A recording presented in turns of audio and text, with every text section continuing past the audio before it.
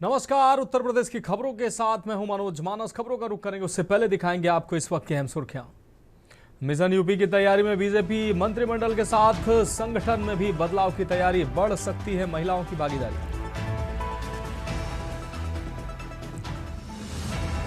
Samajwadi party को बड़ा झटका, राष्ट्रीय सचिव सहित 30 पदाधिकारी ओपी राजभर की पार्टी में शामिल, चुनाव से पहले सपा में टूट। लखनऊ में सपा कार्यकर्ताओं का प्रदर्शन, चुनाव आयोग के खिलाफ की नारेबाजी, पोस्टर बैनर लेकर विधानसभा के बाहर विरोध।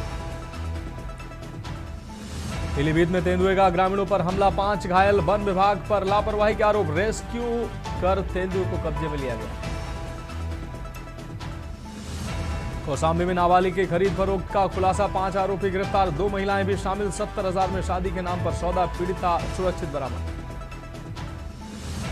ग्रेटर नोएडा में प्रॉपर्टी विवाद में पिता बना हैवान, परिवार को फंसाने की अपने ही मासूम बेटे की हत्या, बाद में गला काटकर सुसाइड की कोशिश। आप देख रहे हैं के न्यूज, खबरों का सारथी। और अब खबरें विस्तार से। अहम खबर से बुलेटिन की शुरुआत करेंगे प्रदेश की राजधानी लखनऊ से। अहम खबर है, जहां भाजपा प्रदेश अध्यक्ष पंकज चौधरी ने डिप्टी सीएम केशव प्रसाद मौर्य से शिष्टाचार भेंट की है। इस दौरान उन्होंने केशव प्रसाद मौर्य को जन्मदिन की शुभकामनाएं भी दी और उनके उत्तम स्वास्थ्य व दीर्घायु की कामना की है। मुलाकात के दौरान संगठन और सरकार की चल रही योजनाओं को लेकर भी चर्चा हुई। पंकज चौधरी ने इस मुलाकात की तस्वीरें सोशल मीडिया प्लेटफॉर्म एक्स पर भी साझा की हैं।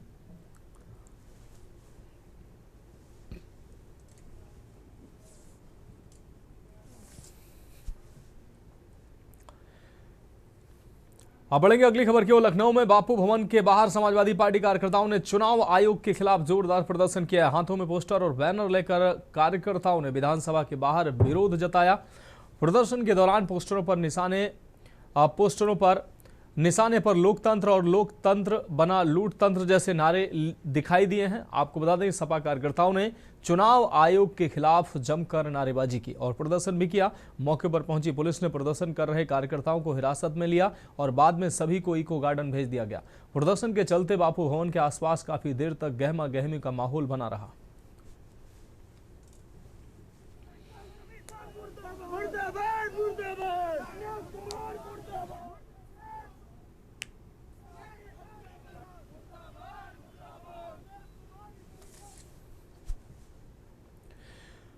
बढ़ेंगे अगली खबर की ओर। चित्रकूट में उत्तर प्रदेश के उद्योग व्यापार मंडल के जिला अध्यक्ष राजीव अग्रवाल के नेतृत्व में संगठन के पदाधिकारियों ने जिला कार्यालय में व्यापार मंडल के संस्थापक और पूर्व सांसद पंडित श्याम बिहारी मिश्रा की 88वीं जयंती धूमधाम से मनाई है। आपको बता दें, इस अवसर पर वक्ताओं ने पंडित श्याम बिहारी मिश्रा के व्यक्तित्व और कृतित्व पर प्रकाश डालते हुए कहा कि उन्होंने अपना पूरा जीवन व्यापारियों के हित और उनके शोषण के खिलाफ संघर्ष में समर्पित किया। जिला अध्यक्ष राजीव अग्रवाल ने कहा कि उनके प्रयासों से ही उत्तर प्रदेश उद्योग व्यापार मंडल आज देश का सबसे बड़ा और सशक्त संगठन बना। जिला महामंत्री गुलाब गुप्ता ने बताया कि पंडित श्याम बिहारी मिश्रा का व्यापारियों के वो मसीहा थे जिन्होंने राजनीतिक पद पर रहते हुए भी व्यापारी हितों के लिए आवाज उठाई।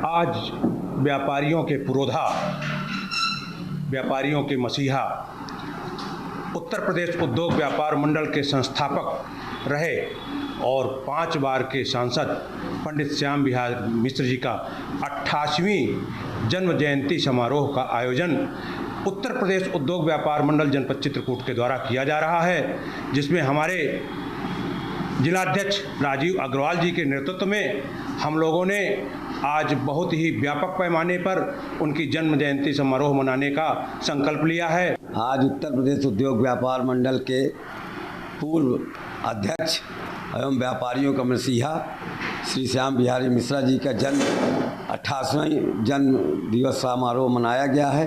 व्यापारियों के बीच में एवं बाहर भी मिठाइयाँ बांटकर उनका जन्मोत्सव बहुत उत्साह से धूमधाम से मनाया जा रहा है।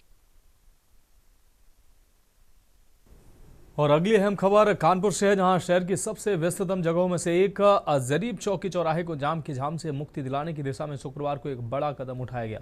यातायात व्यवस्था को सुगम बनाने के लिए जरीब चौकी चौराहे पर ओवरब्रिज का भूमि पूजन सांसद रमेश अवस्थी द्वारा किया गया।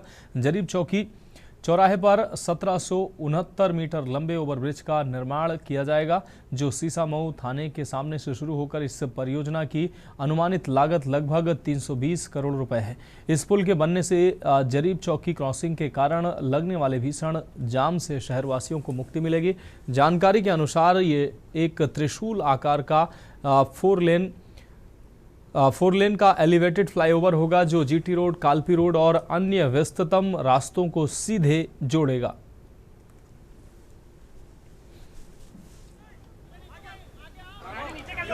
प्रधानमंत्री चाहते हैं कि कानपुर का पुराना गौरव वापस आए। आप सब लोगों को पता है कि अंग्रेजों के जमाने में कानपुर में चक्कर हुआ करता था। कानपुर देश के 5 बड़े शहरों में शामिल था, लेकिन कानपुर का दुर्भाग्य रहा कि जब आज छोटे छोटे शहर भारत के मानचित्र में विकसित शहरों की श्रेणी में आ गए, लेकिन कानपुर आज भी विकास की राह देख रहा है। माननीय प्रधानमंत्री का धन्यवाद देना चाहता हूँ। नोएडा इंटरनेशनल एयरपोर्ट को लेकर एक बड़ा मुद्दा अब सामने आया। धीरेन्द्र सिंह ने एयरपोर्ट से प्रस्तावित फ्लाइट किराए को लेकर सवाल उठाए हैं और इसे दिल्ली एयरपोर्ट की तुलना में महंगा बताया है। विधायक ने कहा कि लखनऊ से जेवर एयरपोर्ट का प्रस्तावित किराया करीब 5,072 रुपये तय किया गया है, जबकि लखनऊ से दिल्ली एयरपोर्ट तक फ्लाइट का किराया 3600 से 4300 रुपये के बीच है। ऐसे में शुरुआती दौर में अधिक किराया यात्रियों को आकर्षित करने में बाधा बन सकता है। उन्होंने ये भी कहा कि फिलहाल नोएडा एयरपोर्ट से बेहतर कनेक्टिविटी जैसे मेट्रो या रैपिड रेल की सुविधा उपलब्ध नहीं है, इसलिए दिल्ली एयरपोर्ट की तुलना में अधिक यूजर डेवलपमेंट फीस और शुल्क तर्कसंगत नहीं है।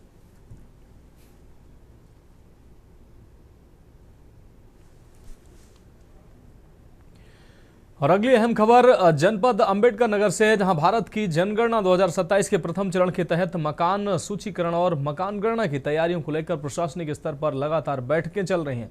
इसी क्रम में जिलाधिकारी ईशा प्रिया ने स्वगणना अभियान को प्रभावी बनाने के लिए संबंधित विभागों के अधिकारियों के साथ समीक्षा बैठक की है। आपको बता दें, बैठक में जिला जनगणना अधिकारी और अपर जिलाधिकारी ज्योत्सना बंधु सहित अन्य अधिकारी मौजूद रहे। जिलाधिकारी ने बताया कि मकान सूचीकरण एवं मकान गणना का कार्य 22 मई 2026 से 20 जून 2026 तक संचालित किया जाएगा। उन्होंने साथ ही कहा कि आम नागरिकों की सुविधा के लिए 7 मई से 21 मई 2026 तक 15 दिवसीय स्वगणना अवधि निर्धारित की गई है, जिसमें लोग ऑनलाइन माध्यम से अपनी जानकारी स्वयं दर्ज करा सकेंगे। जो स्व जनगणना का कॉन्सेप्ट है वो यही है कि जो भी व्यक्ति है जनपद में, माननीय गण विशिष्ट व्यक्तिगण, जनपद स्तरीय अधिकारी, तहसील स्तरीय अधिकारी और ब्लॉक स्तरीय अधिकारी, वे स्वयं सेंसस की वेबसाइट पे जाकर स्वयं से इनिशिएटिव लेकर अपनी डिटेल्स, अपने घर की डिटेल्स उसमें फिल करें। और ये कैंपेन 7 से लेके 21 मई तक चलेगा। उसके पश्चात जो कमीशन सेंसस के द्वारा जो ट्रेंड लोग हैं उनके द्वारा इसका एन्यूमरेशन कराया जाएगा और इसकी पुष्टिकरण कराई जाएगी। तो इसी उद्देश्य से सेल्फ एन्यूमरेशन को एक व्यापक अभियान के तौर पे हम लोग चला रहे हैं और इसमें ज़्यादा से ज़्यादा हम प्रयास कर रहे हैं कि कार्यालय स्तर, कलेक्ट्रेट स्तर, तहसील स्तर, ब्लॉक स्तर पर जो ट्रेन एन्यूमरेटर्स हैं।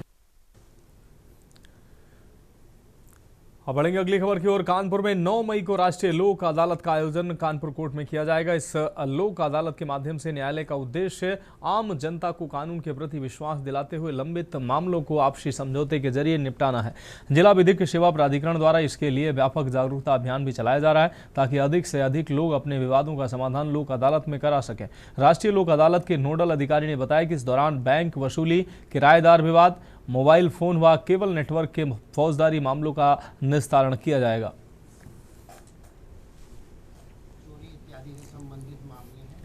राष्ट्रीय लोक अदालत कब से हो रहा है? जब से राष्ट्रीय विधिक सेवा प्राधिकरण अपने इस लक्ष्य में लग गया है कि न्यायालय में लंबित जितने भी मामले हैं उनका निस्तारण सुलह समझौते के माध्यम से यदि जल्दी से जल्दी कर दिया जाए तो हम समाज में एक अच्छा संदेश देंगे और जो लंबित वाद हैं उनका निस्तारण और संख्या हम शीघ्र अतिशीघ्र कम कर पाएंगे।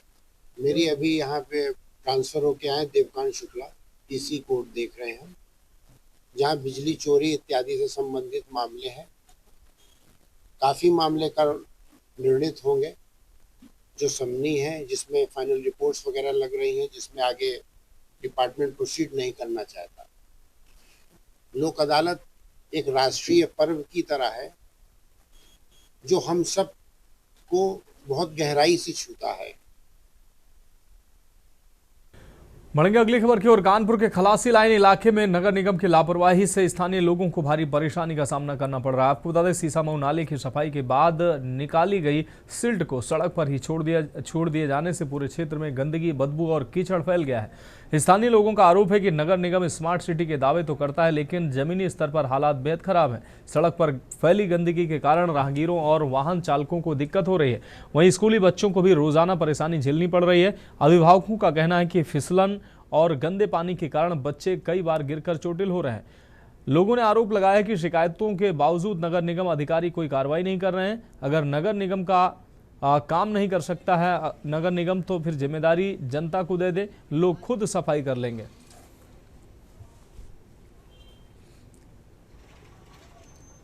कानपुर नगर निगम जहां एक तरफ स्मार्ट सिटी की बात करता है, वहीं नगर निगम की पोल खोलती नजर आ रही है। ताज़ा मामला खलासी लाइन मकरामगंज का है। आप देख सकते हैं कि जो मकरामगंज सीसामऊ जो है नाला है, वो पूरी तरह से जो सील्ड है वो निकाल के रोडों पे रख दी गई है।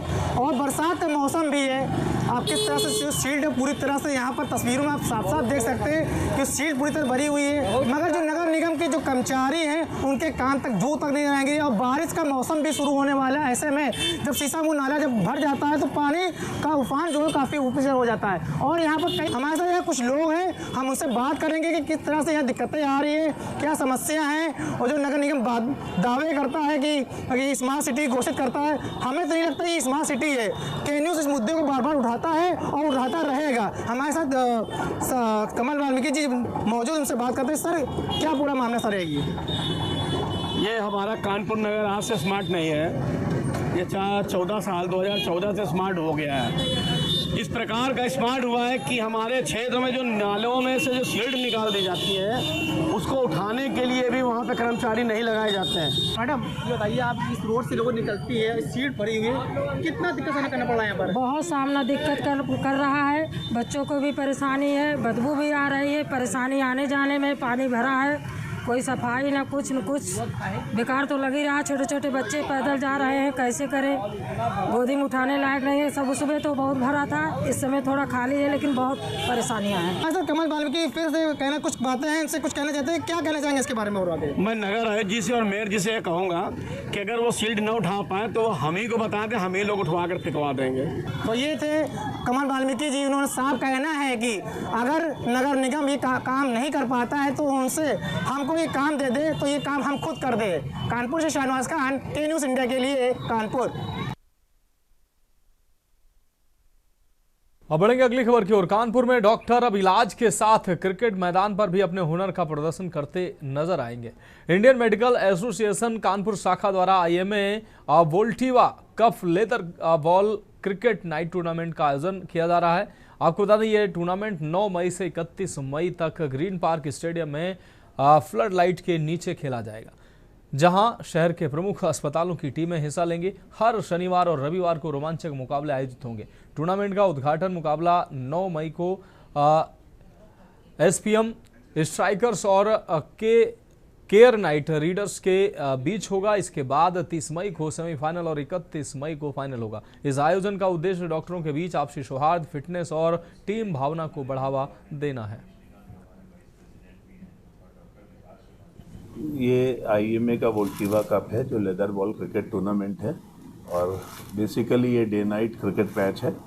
और इसमें शाम को 7 बजे से मैचेस शुरू होंगे, जो कि वीकेंड्स पे होंगे, सैटरडे और संडे को, जिससे कि हमारी जो कार्य करने वाली जो हमारा अपना क्लिनिक है वो सफ़र ना करे और सभी पेशेंट भी देखे जाएंगे। उसके साथ में ये क्रिकेट एक मैसेज देने के लिए है कि एक फिटनेस का मैसेज है, दूसरा आपस में भाईचारा हम लोगों का भी, डॉक्टर्स का भी बना रहे और इंटरेक्शन होता रहे।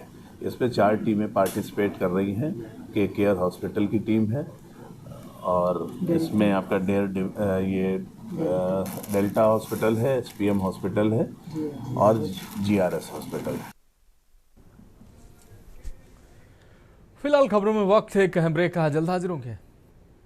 ब्रेक के बाद उत्तर प्रदेश की खबरों में एक बार फिर से आपका स्वागत है। रुक करेंगे अगली अहम खबर का। कौशाम्बी जिले में नाबालिग किशोरी की खरीद फरोख्त के मामले का पुलिस ने खुलासा किया है। कोखराज थाना पुलिस ने जबरन शादी कराने वाले गिरोह के 5 आरोपियों को गिरफ्तार किया है, जिनमें 2 महिलाएं भी शामिल हैं। पुलिस ने पीड़िता को भी सुरक्षित बरामद कर लिया है। जानकारी के अनुसार आरोप है कि गिरोह ने शादी के नाम पर किशोरी को 70,000 रुपए में बेचा और उसे होटल में अवैध रूप से रखा गया। मामले में गलत संबंध बनाने के भी आरोप सामने आए हैं। पुलिस ने आरोपियों के कब्जे से 7 मोबाइल फोन, 13,150 रुपए की नकदी बरामद की है। मामले में पॉक्सो एक्ट सहित कई गंभीर धाराओं में मुकदमा दर्ज किया गया है।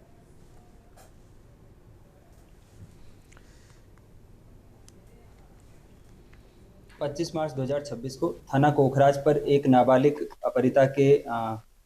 पीड़िता के अपहरण की सूचना प्राप्त हुई थी, जिसके आधार पर परिजनों द्वारा दी गई तहरीर के आधार पर सुसंगत धाराओं में मुकदमा पंजीकृत करते हुए पुलिस टीम का गठन किया गया था, जिसका उद्देश्य था पीड़िता की बरामदगी करना और जो भी अभियुक्त उनकी गिरफ्तारी करना।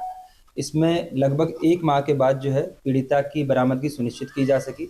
पीड़िता से जब पूछताछ की गई, उसके साथ क्या वाकया हुआ, 1 महीने वो लगभग कहाँ रही, और फिर उसके बाद में जब उसका माननीय न्यायालय के समक्ष बयान कराया गया तो ये तथ्य प्रकाश में आए कि ये यहाँ से जो है जब अपने घर वालों से किसी डांट डपटने की वजह से नाराज होकर कानपुर चली गई थी ट्रेन में बैठ के। रुक करेंगे अगली खबर का। बिजनौर के नेहटोर ब्लॉक स्थित कंपोजिट विद्यालय मीमला जमालपुर के दर्जनों स्कूली बच्चे बेसिक शिक्षा अधिकारी कार्यालय पहुंचे और धरना प्रदर्शन किया। बच्चों ने शिक्षक सौरभ के खिलाफ गंभीर आरोप लगाते हुए कहा कि वे मारपीट और गाली गलौज करते हैं, जिससे वे भयभीत हैं। बच्चों का कहना है कि लगातार हो रही कथित प्रताड़ना के कारण वे स्कूल जाने से डर रहे हैं। मामले को लेकर बच्चों ने बेसिक शिक्षा अधिकारी कार्यालय में शिकायत दर्ज कराते हुए कार्रवाई की मांग की है।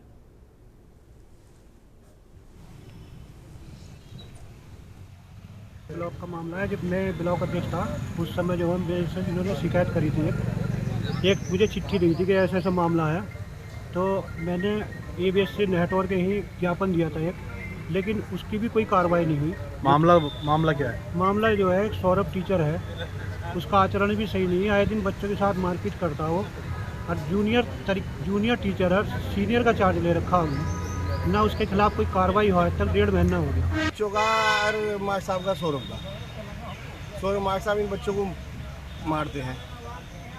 बच्चों के अभिभावक भी जाते हैं तो उनसे भी बदतमीजी होती है। ये मेरे से आगे कहते हैं। मैंने भी इसमें कई बार मार्क साहब को समझाया पर वो नहीं मानते। तो कई बार शिकायत कर दी। शिकायत किससे करी है? ABS साहब से और BS साहब से भी। हम कंपोजिट विद्यालय जमालपुर मीमला। क्यों यहाँ पे धरने पे क्यों बैठे हो आप लोग? हम शिकायत करना है सौरभ सर की। क्यों? हमें मारते हैं, गंदी गाल देते हैं बेवजह ही। आप लोग वर्क नहीं करते या होमवर्क नहीं करते, क्यों देते हैं? हमें सर ऐसे कहते हैं, हम काम सब करते हैं बिना वजह सभी बच्चों को मारते हैं। हाँ। तो उनकी शिकायत नहीं करी कभी आपने?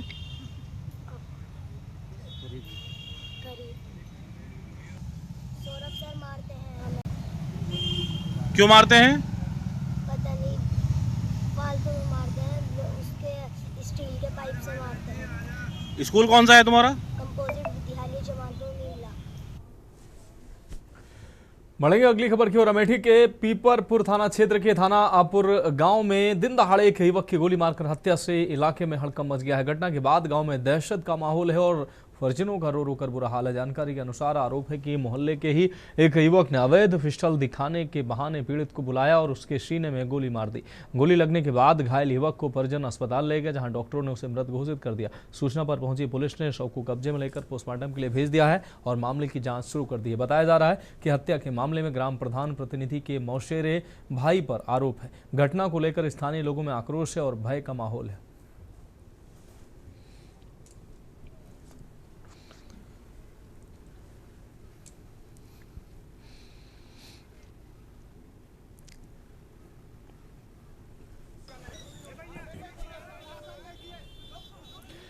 ग्रेटर नोएडा के थाना कासना क्षेत्र में 13 वर्षीय मासूम बच्चे का शव मिलने से इलाके में सनसनी फैल गई। पुलिस जांच में सामने आया है कि प्रॉपर्टी विवाद के चलते पिता ने ही अपने बेटे की हत्या कर शव को तालाब में फेंक दिया।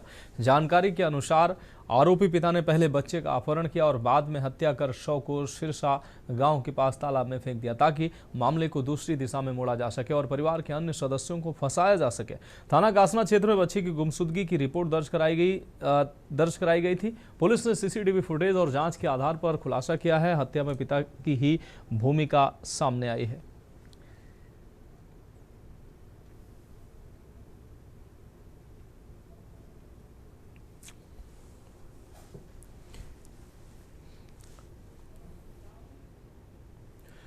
ग्रेटर नोएडा के नॉलेज पार्क थाना क्षेत्र में एक निर्माणाधीन निजी इंस्टीट्यूट के हॉस्टल में 2 मजदूरों के शव मिलने से इलाके में सनसनी फैल गई है। सूचना मिलते ही डायल 112 और थाना पुलिस फॉरेंसिक टीम के साथ मौके पर पहुंची और जांच शुरू की। पुलिस के अनुसार मृतकों की पहचान इंद्र निवासी अब्दुल्लापुर मेरठ और शीशपाल निवासी ग्राम इंचौली मेरठ के रूप में हुई है। दोनों मजदूर कुछ दिन पहले ही माली के काम के लिए यहां आए थे और हॉस्टल के कमरे में रह रहे थे। प्रारंभिक जांच में सामने आया कि शराब पार्टी के दौरान किसी बात को लेकर विवाद हुआ, जिसके बाद मामला बढ़कर हत्या तक पहुंच गया। घटना के बाद आरोपी मौके से फिलहाल फरार बताए जा रहे हैं। आज 112 के माध्यम से थाना नॉलेज पार्क अंतर्गत एक सूचना प्राप्त हुई कि एक निर्माणाधीन हॉस्टल में 2 व्यक्तियों के शव हैं। इस सूचना पर स्थानीय पुलिस तथा वरिष्ठ अधिकारी तत्काल मौके पर पहुंचे और मौके पर जाकर घटनास्थल का निरीक्षण किया गया। तो विदित हुआ कि ये जिन व्यक्तियों के शव वहां पर घटनास्थल पर मिले हैं, ये 2 दिन पूर्व ही मेरठ से यहाँ पर माली का कार्य करने के लिए आए थे और इनके साथ एक व्यक्ति और आया था और ये तीनों व्यक्ति एक ही कमरे में रह रहे थे। बढ़ेंगे अगली खबर की ओर। संभल जनपद के जुनावई थाना पुलिस को बड़ी सफलता मिली है। पुलिस ने रंगदारी मांगने वाले एक तथाकथित बाबा गैंग के 6 आरोपियों को गिरफ्तार किया। पुलिस के अनुसार आरोपियों के कब्जे से 2 अवैध तमंचे, 2 जिंदा कारतूस और एक बोलेरो गाड़ी बरामद की गई है। गैंग का आपको बता दें, गैंग पर कई गंभीर आपराधिक मुकदमे पहले से दर्ज हैं और लंबे समय से पुलिस इसकी तलाश में जुटी हुई थी। शिकायत के आधार पर मुकदमा दर्ज कर पुलिस टीमों का गठन किया गया है और मुखबिर की सूचना पर छापेमारी कर सभी आरोपियों को गिरफ्तार कर लिया गया है। पुलिस अब आरोपियों के आपराधिक रिकॉर्ड की जांच कर रही है और उन्हें न्यायालय में पेश किया जाएगा।